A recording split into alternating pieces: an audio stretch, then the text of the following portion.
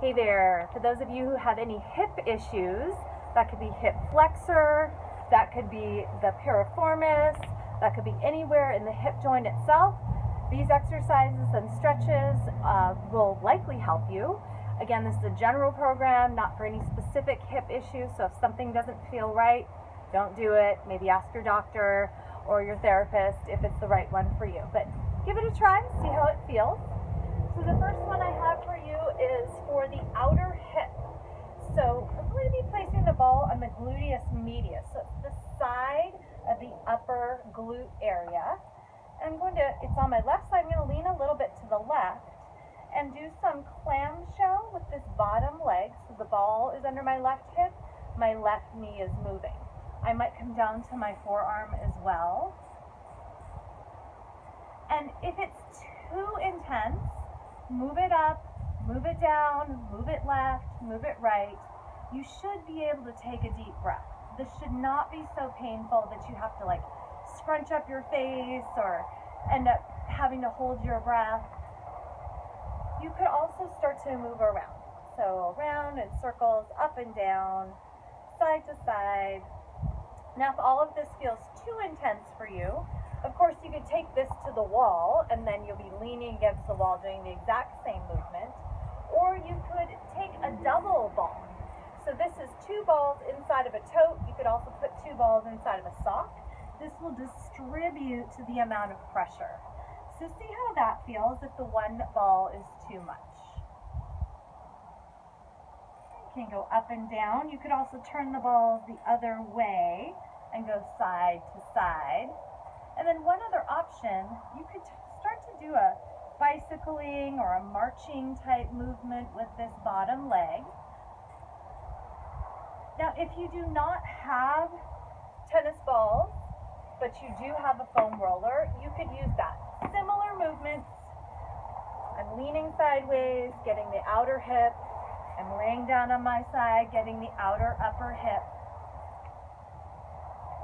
And so again, I'm just going to do one side, but you make sure that you do both sides. So the next one is going to be for our upper hip flexor. I'm going to take off my little sweatshirt here so I can show you something. So most people think of their hip flexor as the part where the leg connects up into this hip area here. Well, believe it or not, your leg is connected to your torso by your hip flexor, but way, way, way up here in your spine, all the way up by your rib cage. So if you think about it, if your hip flexors are tight, it can make your body pull forward like this, which can cause back problems. It can also cause a hyperextension based on the way that it's connected up into your spine. So we want to release the upper part of the hip flexor as well. So we can do that with one of our sort of squishy Pilates balls and placing it right in the middle of the belly, and that gets both sides at the same time. Another option is to take a slightly smaller ball like this. Franklin Method sells these, but this could also be a toy that you buy at the 99-cent store. Just let a little air out. So whatever works for you. So we're going to be placing this not in the middle of the belly, but off to the side, and then we'll lay down. So I'm going to go ahead and lay down this time. I'm going to place it under my left side. And again, it's off to the side, it's above my hip bone, but to the left of my belly button. And I might just come down and breathe. This can be pretty intense. So just be really careful. Make sure the ball does have some give so you don't damage any organs. There's a lot of organs in there. And then you can do various movements with this leg also. So maybe I lift up and down with a straight leg or a bent leg. I might rock side to side, nice and slow. Or I might just simply stay and breathe. So deep, long inhales and exhales, like a 4 count in, a pause at the top, and a 4 or 5 or 6 count even out, and then a pause at the bottom. Now, of course, you're going to do both sides, so maybe pause the video and do the other side. So that is for the upper hip flexor, where most of us don't even get to when we do our hip flexor stretches. So the next one we'll go into is our 90-90. So this is both a stretch and an exercise combination. So the first thing we'll do is find a 90-ish degree angle on the right leg and a 90-ish degree angle on the left leg. And then we'll come forward over the shin, or maybe towards the foot, or maybe towards the knee. So find the place that seems to give you just about the right amount of stretch in your outer right hip.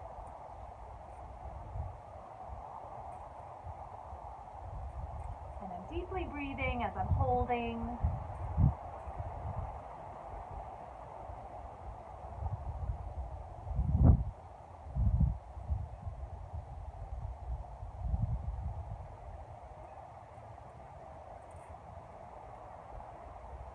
You can hold as long as it makes sense for you to hold. Remember, holding a little longer will actually create a situation where you might have range of motion increase and an actual length of the tissue increase as well. A 30-second hold, you'll get some relaxation, but changing of the actual length of the tissue is probably not going to happen in 30 seconds. So if you can hold it longer, hold it longer. And then we'll be turning towards the back leg, and again, it's still at about a 90-degree angle. Now, if that doesn't feel okay on the knee, bend the knee a little more. I'm grounding down into my left hip here. So this is, in this joint, there's some internal rotation happening inside this joint. For most of us, we get very locked up in this internal rotation part of the hip. So this can be a little uncomfortable, so pay attention. If it's too much, back it off a little bit. Maybe then you come back in. So sometimes it's nice to just release, take a breath, and then come back in. So again, 90-90. I did my forward stretching over my front leg. I'm turning to the back leg and grounding down into my sit bone. And then a little bit of an exercise. So I'm turning back towards the front leg, and I'm simply lifting the back leg off the ground. It's harder than it looks. So I'm leaning into it a little bit. If you can not lean, that's harder and potentially better. You could also just simply do some internal rotation. You'll feel this inside the joint here. It's kind of like when we do our internal and external rotation for our shoulders. Same thing. So we're working some internal rotation of this hip right now. Now if you want one more of a challenge here, so maybe with no hands, maybe with hands down, you'll start to lift the leg, bring it to come over here to the other foot, and then lift the leg, and you put it back. If you need some help, hands behind, lean a little, lift to the other foot, and slowly bring it back. And do that as many times as it makes sense for you. It's harder than it looks, but give it a try.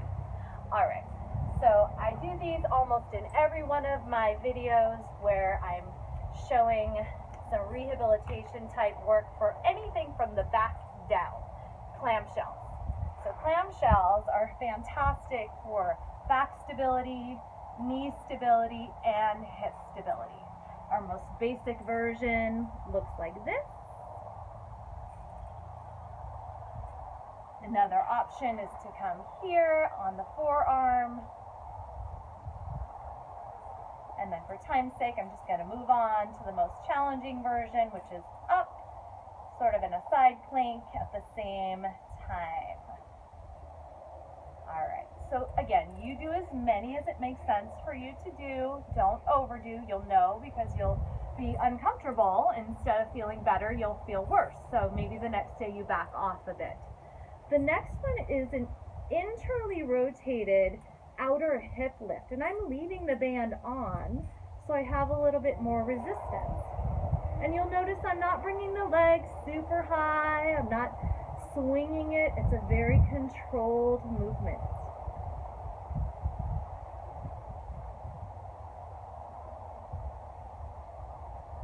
Right, and again, I'm just doing the one side, but you make sure that you do both sides.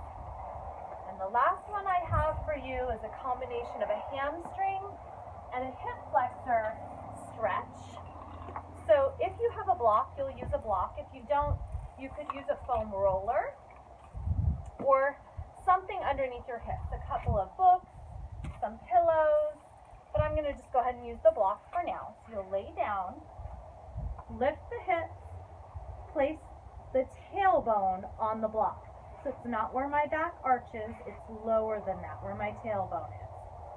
So I'm going to go ahead and bring my right foot up and hook my right foot, and then I'll stretch the right leg up. So I'm getting a hamstring stretch on the right side.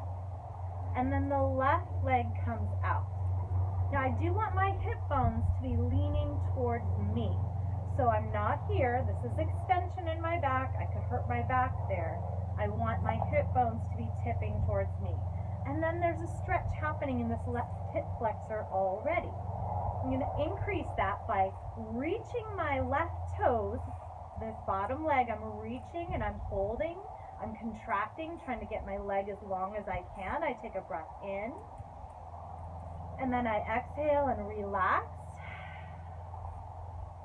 and I'll do it again. So I reach and I reach and I reach, and then I relax. And I do it again, and I reach and I point the toes, get as long as I can through this leg, and then I relax. And then I'll just stay here and hold. And of course, the other side. All right. So that's what I have for you today. That's a great combination of hip exercises and stretches for you. I hope it helps you out. Let me know how it goes.